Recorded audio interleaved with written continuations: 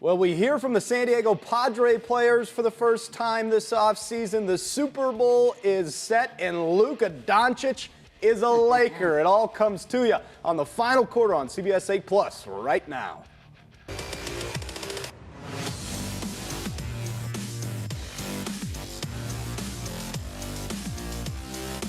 The final quarter begins right now.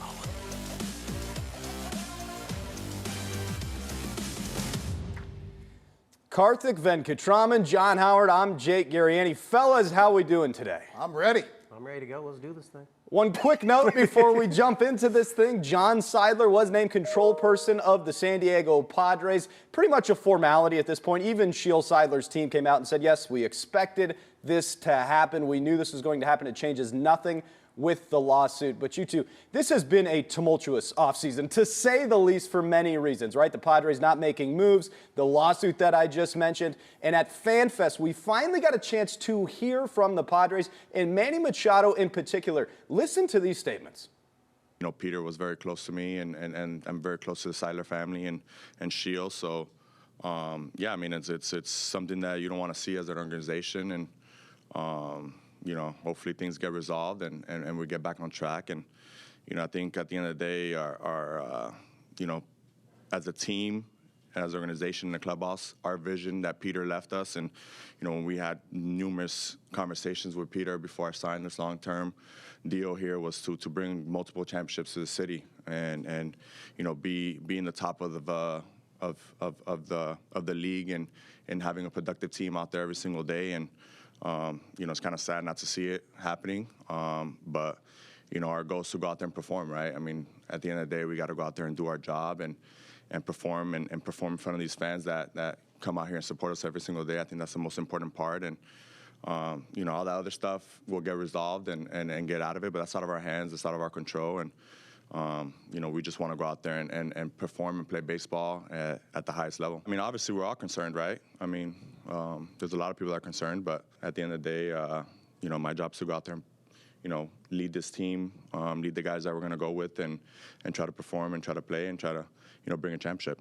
You know, at the end of the day, you know, we got to, you know, look at the guys that we have in here. Are we disappointed we haven't made any moves? Yeah, I think, you know, as a team, we kind of look up there and you're a little disappointed that, you know, we let some of the guys that were a core group here, you know, kind of go elsewhere. But at the end of the day, we can't control that, right? You know, but we can control with the group of guys that we have here, and we're going to go and you know, get ready for a long season. I think that doesn't change, right? Our goal is still our goal, and our goal is to win a championship and win a World Series. So, you know, come spring training time, with the guys that we have in that clubhouse, we're going to go out there and we're going to battle. John, I want to start with you then. Karthik, will kick it over to you, but it's so rare to hear an athlete talk so truthfully, right? He said disappointed, concerned. Your reaction to what Manny had to say? Well, because he's the face of the franchise when it comes to the players, he and Joe Musgrove, I think it's great to hear this quality of sound coming out of Manny Machado. Reminds me of Phil Nevin. Phil Nevin was a great soundbite back in the day when he was with the Padres because he didn't sugarcoat things and he wasn't afraid to express how he felt. Now, some of the things Manny said, winning championships. Padres have yet to win a championship. Their last title was the 2006 National League West Division title. They're a playoff team. Yes, they've the one wild card in 2020, 22, and 24, but have they won a championship? They did not win the NLCS a couple of years ago against Philadelphia, and they didn't do it last year either. So this team has yet to win a championship. They did win the division series against the Dodgers a couple of years ago, but again, that doesn't really come with a banner. I've heard on more than one occasion members of the Padres organization talk about the championship core they have, and they do have a good core of players. Some of them, as Manny just talked about, and as we saw their images, Jerkson Profar, Ha-Sung Kim, some of these guys have left, and they say there is a championship core. And I don't want to call it a championship core because they haven't won any championships with it. Yes, they've got some guys signed to long-term deals, a little bit of a handcuff and handicap these days because they've got a lot of money and invested into a handful of players. But until these guys actually win something, I think we can just call it a core of good players that might vie for playoffs, championships, but I don't know that we can call it a championship core at this point. Karthik, you surprised to hear Manny being so honest and upfront about the situation that the Padres have gone through this offseason? No, I don't think so. I feel like Manny Machado is that guy that tends to say it like it is. I mean, every single time I've heard him speak, that seems to be the case. And just to be, quite frank, my opinion of Manny is he's somebody that's easy to get fired up about something. I mean, like if you have a topic and, he's asked these different things about control person, roster moves, he'll tell you like it is. He's a pretty easy guy to get fired up, and he'll just lay it on the line. Look, I'm sure the Padres are extremely frustrated with their lack of roster moves first, because obviously everyone wants to feel like they want to tinker to keep going and finding that next step. But they are bringing up and back a pretty good nucleus, as John says. Don't want to call them a championship nucleus. They haven't really accomplished anything in the grand scheme of things, but a very talented team that could. So we'll see what happens. And yeah, as you mentioned, Jake, the control person for now, at least, I don't want to call it stability because everything's going on with this lawsuit, but they will have some direction. And I think one thing that Padres fans need to kind of remember through this whole thing is, yes, this is very tumultuous. It's, kind of chaotic in a lot of ways, but at the same time, I don't think anyone in this organization has any other vision other than winning a championship. I think the problem here is that so many different people maybe have, especially when it comes to the control person part, have different visions of how somebody gets there or who needs to be in control to take that team there. I think overall, am I surprised by Manny's comments? No. I think there's a larger picture to address of they didn't have money. There was never really going to be moves that were really made unless a massive trade happened. And, this control person thing is just chaotic, but at least they have John, at some sort of clarity now for the immediate future, and we'll see what happens with the lawsuit. You two correct me if you think I'm wrong here. When I was sitting in that room filming that and listening to Manny talk about this, the thing that popped into my head, I think you see athletes do this all the time, and I think this was a message from Manny to the tops of the Padre organization, no matter who it may end up being, whether it be John and the Seidler brothers or if Shield gets control, no matter who it may be, I think Manny said, look, this is the vision. This is a message to you saying, yes, we're concerned how this is going. Yes, we're disappointed you let players walk out.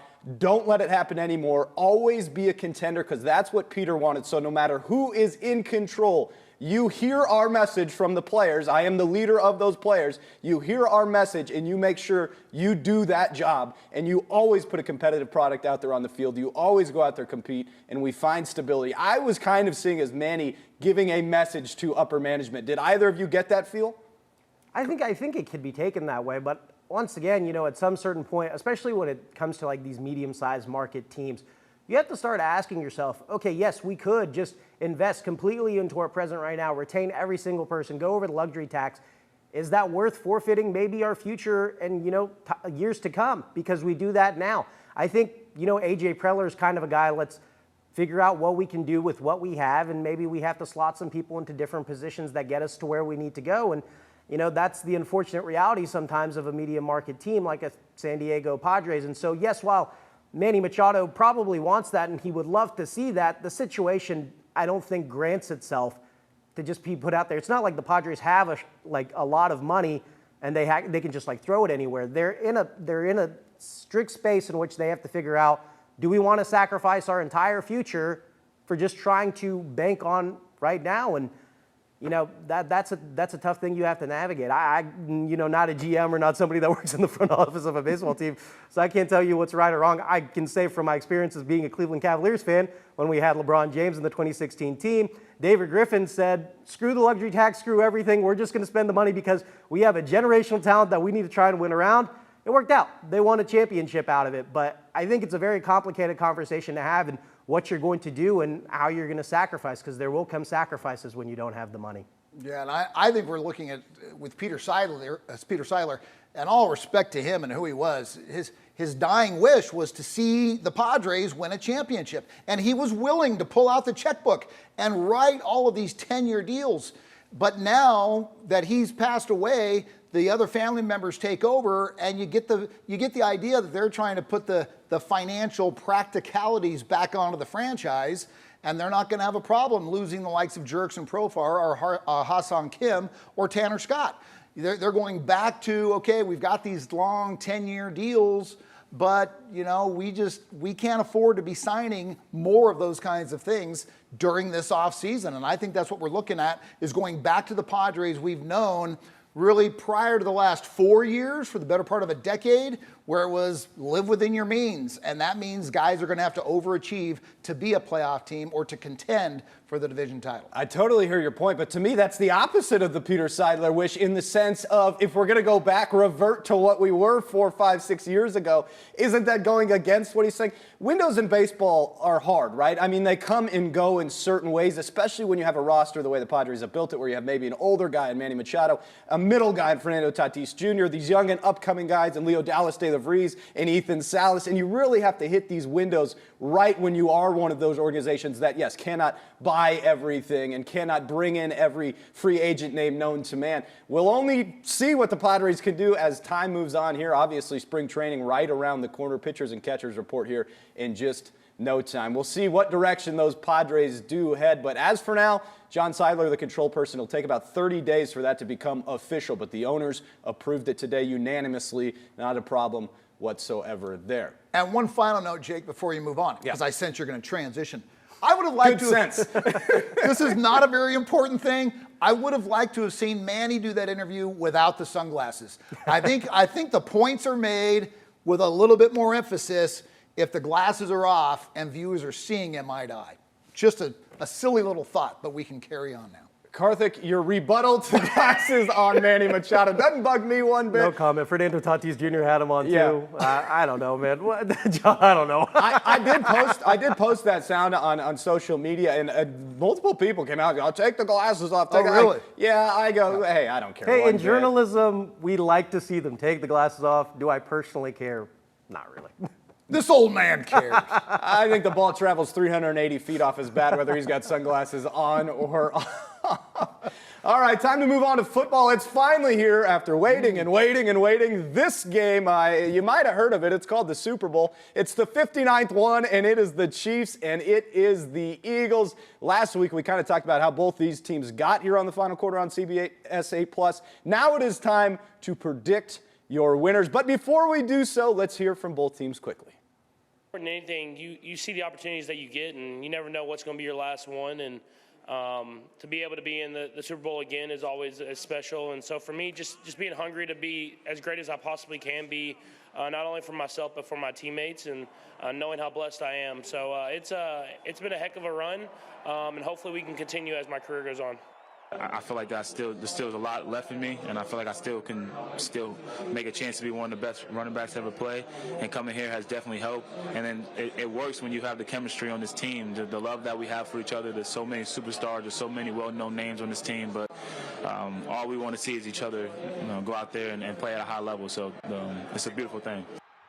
That first guy was Patrick Mahomes. You probably know him. He's about to play in his 5th Super Bowl. The second guy, Saquon Barkley, about to play in his 1st. Which guy helps their team lift the Lombardi Trophy, Karthik? Man, I don't know. I've been really torn about this. You tried to put me on the spot right as we were exiting the show last time, and you were like, pick somebody. And I said, I don't know. I'm not really sure yet. I know that's hard to believe. I'm a man of many predictions. That's the truth. That is the truth. Many. I am a man of many predictions. So many predictions, he's always bound to say, see, I got it right. That's not quite true.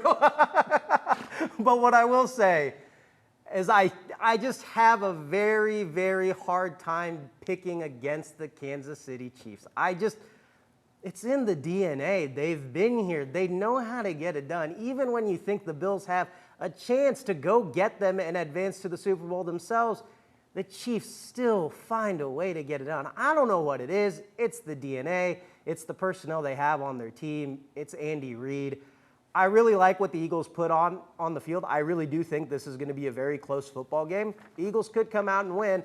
Am I going to pick them? No. I'm going to pick the Kansas City Chiefs because I simply just believe it's in their DNA to get it done when it matters. If it doesn't, I'd be not surprised. I think the Eagles are a really good team. I really like what Saquon Barkley's done. I really like their defense. I think they cause so many turnovers that wreak havoc on other teams.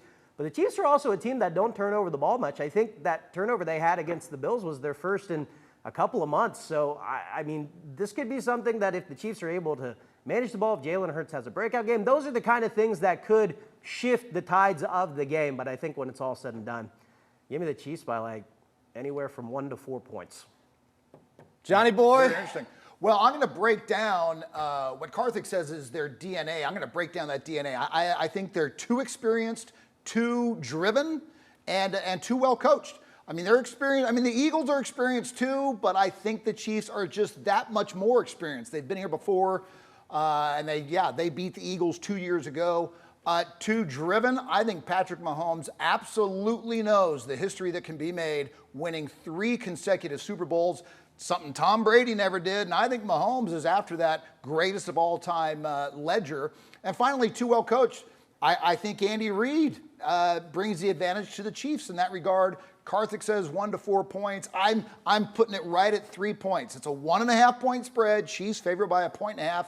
I'm going to say 3 points. And the one other bit that I was amazed to learn this past week when I was looking up that Mahomes can win his 4th Super Bowl overall, 3 in a row, 4th at the age of 29. Tom Brady's 4th Super Bowl came at the age of 37. So Patrick Mahomes is way ahead of the pace of Tom Brady. And I always thought, when are we ever going to see another Tom Brady? But we're in some ways looking at that right now. So I enjoy watching history being made. I enjoy watching Patrick Mahomes. It does get a little bit old, the Chiefs continuing to win, but he's a lot of fun to watch. Yeah, I think you said that really well, John. I think Patrick Mahomes is already in the GOAT conversation, let's be honest. And if he does win 3 straight, I mean, you're really cementing yourself in there. I think Andy Reid is a top coach all time, a top 3 probably coach all time. Now, the Eagles have experience in Super Bowls, but again, when they won their Super Bowl, different quarterback, different coach. But I'm kind of that, that guy that's at the roulette table and he just keeps betting the same number because it hasn't hit in forever. I knew you were going to do this. Like, I'm going 8 because 8 hasn't hit in forever. I've been picking against the Chiefs all year. I've been wrong all year, but 8 is about to hit on this roulette table. Give me the Eagles. I want them to win. I think they're going to win. My only actual logic behind this is the Chiefs got gashed by the Bills in the run game. I think the Bills got away from the run game way too fast in the AFC Championship game. The Eagles have the best running back in all of football, having a phenomenal run game with Hurts and Saquon. I say that's the difference. I say the Chiefs' late game heroics, because I don't love the word luck, because you put yourself in that situations. They run out in these situations. 8's hitting on the roulette table. Eagles win the Super Bowl. I cannot wait to go back and look at this tape and hold my head down when we do so. You know who's really going to win the Super Bowl? I think we can all agree on this one. Kendrick Lamar is going to come out and win in the Super Bowl, baby. That halftime performance, I might be more excited for the halftime performance of the game. I'm not going to kid you right here. They not like us, right? Not like us. And I'm also looking forward to seeing which referee call is the one that social media breaks up against, that the Chiefs won the game. Well, we'll break all that down next week on I'll the say Final this. Quarter. Can I say one thing? I was saying I was a man of many predictions. I predicted before we started that segment in my head. I know I didn't say, so you guys are probably going to give me a rip. That Jake was going to pick the Eagles. John was going to bring up the refs. Wow, this guy's an expert predictor, isn't he? That's what I do best, baby. You know something that absolutely nobody on the planet predicted? I promise you. And if you say you predicted this, you're a dirty liar. Luka Doncic going to the Lakers. Not a soul in the world knew this one's coming except the 2 dudes that made this trade happen. And oh my goodness, fellas, this shook not only the NBA world, this shook the sports world. Your guys' initial thoughts, because my jaw was on the floor for about 2 hours after this happened. I had to pick it up before I could talk to anybody. Well, I was pretty surprised, but I also wasn't surprised that the Lakers did something. The Lakers needed to do something. The Mavs fans, sorry, John. The Mavs fans were holding a fake Look at these funeral guys. for Luka Doncic. Okay, I didn't mean to interrupt. Keep going. No, that was a good interruption. And that is so, I love fanatics. When they come out and do something like this, that's showing some creativity, really. And it'll be interesting to see what the Mavericks end up doing with Luka out of the mix. But Luka, he comes in and joins LeBron James, Luka being a 25-year-old out-of-shape guy who would never be able to play for the Aztecs because he doesn't really play defense. But still, he's going to be a ridiculous impact I think player. Dutcher might take him. That's just my thought. I think he might. And then you bring in Mark Williams in addition to this, coming from Charlotte. And the Lakers suddenly have gone from a playoff team that is not going to maybe even reach the Western Finals to a contender for the Western Conference Championship and a team that might see themselves in the NBA Finals. It's a great shakeup. It'll be very entertaining to see what ends up happening here. And Karthik, real quick before, because we're going to run out of tape here, before we get your thoughts, let's hear from Luka and Nico Harrison, and then Karthik will follow up. So here is Luka. How are your feelings toward the upper levels of the organization? Well, I mean, that's their decision, so I have no comment on that. They made the decision. I don't know why. But that's their decision, so I can't do nothing about it. Well, let's be clear. I'm the one making the decision, and Jay's supportive of it, so it's me. I don't do anything that's scary. I think everything that we do, we put a lot of work into it. We study it, and we restudy it, and we go back, and I understand the magnitude of it. So the easiest thing for me to do is do nothing, and everyone would praise me for doing nothing. But we really believe in it, and time will tell if I'm right. We believe that it sets us up to win not only now, but also in the future. And when we win, I believe the frustration will go away. And boy, the Mavs better win, Karthik. I just don't understand the move. You literally were in the NBA Finals last year, so you know Luka Doncic and Kyrie Irving is good enough to get you there. Build around that. Don't trade away the guy that got you there. What sense does that make? Getting rid of your guy that's 25, 26? 25 years old. It's just like five-time All-NBA. He has so many years left in the tank. Literally the face of the franchise. And there's a reason why Mavericks fans are pissed off about this, is because that is their guy. So many people have faith, especially after last season, that this is a future they can build around for another decade to come.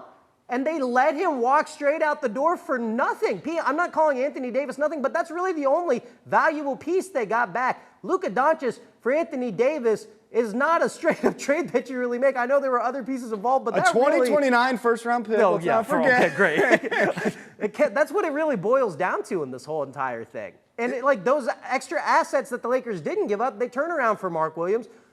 I don't know. They don't really still have an interior presence on defense. Mark Williams is a tall guy, but his defense is not the greatest. We'll talk about that here in a second. But from a Maverick standpoint, I just don't really understand the move in total. And their GM, Nico Harrison, he's had some not so great. Jalen Brunson letting him go, became a superstar with the Knicks. He was involved in that whole entire Steph Curry with the Under Armour deal that was a botchery with Nike that they weren't able to get Curry signed on. He's made some very questionable decisions, and I think this is probably going to maybe be the worst of them all, because he might have cost the Mavericks franchise a legitimate shot at a championship for the next decade by making this trade. I think if you're a Mavericks fan, it's just, let's have a funeral. They literally, I like that. They literally did. Look, I think the tough. Mavericks got spooked for a few reasons that I don't agree with. One, his Supermax contract that was coming up, and they said they either didn't think he was going to sign it, or they said we're not willing to commit $350+ million to a guy they believe, not me, they believe was not the face of their franchise. They were worried about his conditioning. In my opinion, Luka could have smoked 12 packs a day. He still would have been better than and drank 12 beers a day. It all started when Michael Finley took that beer away from him. Let the man just have his beer and his cigarette. He doesn't smoke, but if he did, he would still be better than most guards out there. It really makes no sense why they didn't shop him around. They were worried about it blowing up in their face. I think this was handled very poorly by the Dallas Mavericks. Again, Nico Harrison said it well. Time will tell if they win. And the Mavericks are immediately, I want to say better in a sense of Luka hasn't played this year. Now you get AD. Like they are a good team. The Mavericks are in a good situation. But you did probably mortgage your future heavily. Yeah, from a marketing standpoint, too, it's just like you had an international superstar on your team, face of international success. Anthony Davis, national success, market behind, but for so many reasons, you just don't give up Luka Doncic, and the Lakers must be like, thank you. Thank you so much. Thank you for giving us Luka Doncic. So now we have a formidable future for the next decade. Yeah, it'll transition perfectly for when LeBron is ready to leave, 1000%. and they got another superstar. And the Lakers are a franchise that has to have a superstar. They are built around superstars, and they've got their next one for however many years. I think Luka probably signs the 2-1 deal and then signs a max extension. with LA, and He's he going is to lose there. a lot of money because he got traded, though, because he can't get that Supermax anymore. $100-something million he's going to lose. Same as we're going to lose if we don't get out of here in time, because we get paid by the second. Buddy, I wish I made hundreds of millions of dollars. we could break down this trade all day and scratch our heads about it, and maybe we will some more next week, but that is when we will see you. Please don't forget to return here with us next week, the final quarter on CBS 8+. We have a ton of fun. Please join the conversation with us. Karthik, John, send the people off. We'll see you next time. Turn this TV off. Turn this TV off. Come on, Kendrick Lamar. Kill it at the Super Bowl, man. Bye-bye.